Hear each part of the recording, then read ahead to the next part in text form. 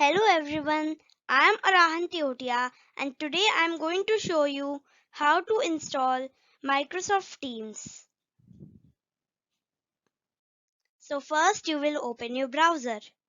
Then you will search MS Teams download. Then you will click on the first link.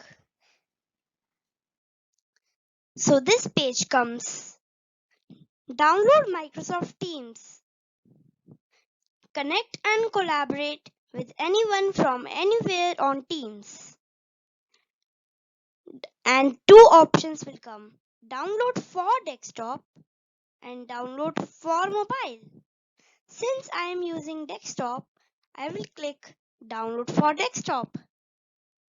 Now it will come download Teams for work on your desktop and download Teams. Click on download Teams. Now you will see that the download has begun.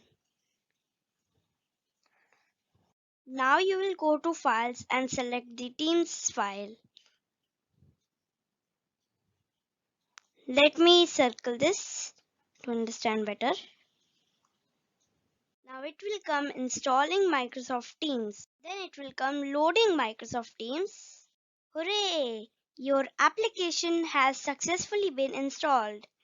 Now I will be going now. See you soon. Thank you.